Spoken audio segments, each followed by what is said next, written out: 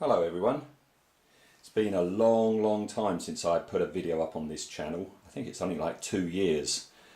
Sorry about that. Sorry there hasn't been anything in that time. Reason being, I kind of forgot my login in email address and password, which caused a massive problem. If you forget one, you can use the other one to get the other one back, but when you forget both, that's been a bit of a problem.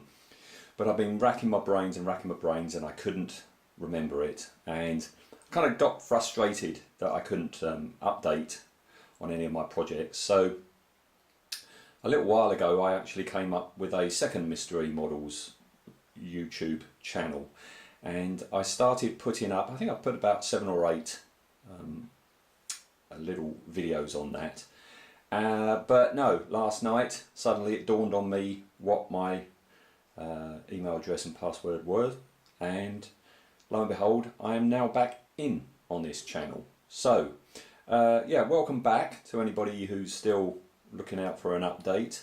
Welcome to anybody who was on my second Mr. E Models page and has journeyed on over. As I say, I put up a few videos, some of which I'm going to redo, some others I'm not going to. So if you wanted to see what I put up there, then seek out my other Mr. E Models. I'll put a link in the notes below here for you to find that. But one of the ones I did put up, and I wanted to put up on this, is this fella.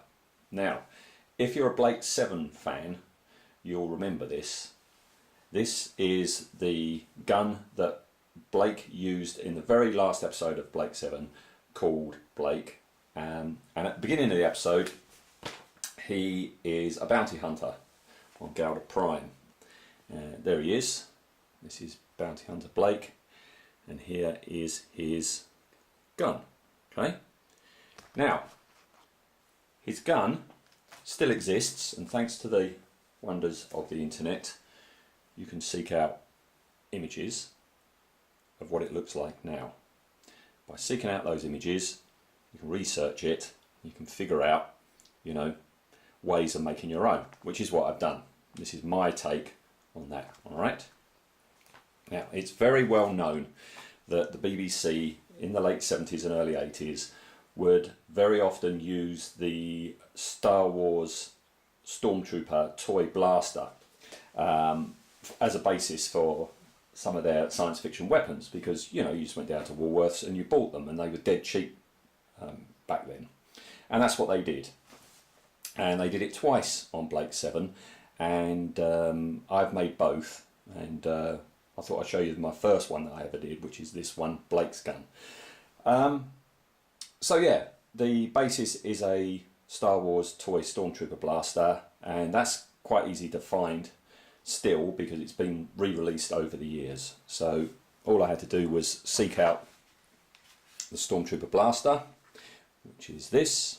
And I'm pretty darn sure it was Bill Pearson who converted it, and he did a really nifty thing. What he did was he cut the front off, cut the front barrel off, and he cut it there.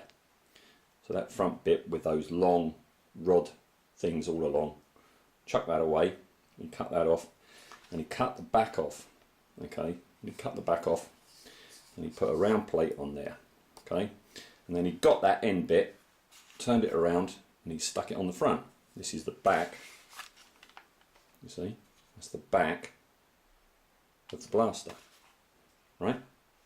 So that's, did I say Bill Pearson?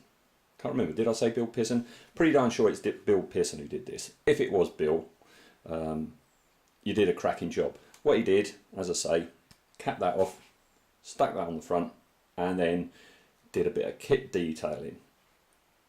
Now, I'm indebted to a guy by the name of Phil Stevens, who helped me out on this. Very knowledgeable guy on all things Blake 7, and he helped me out on this. So that's how come I know that these two little shapes on the end are EMA parts.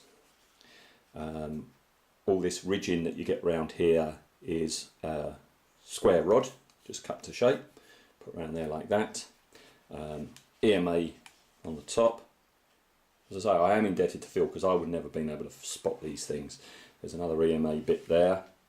That's an EMA bit there as well. Okay, I can't remember what I used for that. Really can't remember what I used. So that's that. This thing here, nobody is quite sure what it is. Okay, some people think it's a doorbell push. On the original, there it is. Nobody's quite sure, but I eyeballed it, and what I did is I stuck a metal washer here. I got a piece of tubing and cut it to size, stuck it on, filled it up with P38 car filler and sanded it down to make that shape on both sides. What else did I do?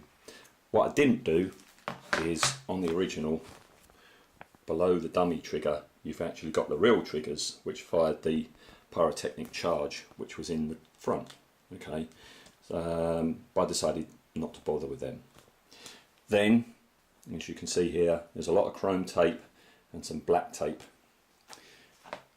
So after spraying it a car gunmetal colour on with the black stripes and the silver stripes, like that.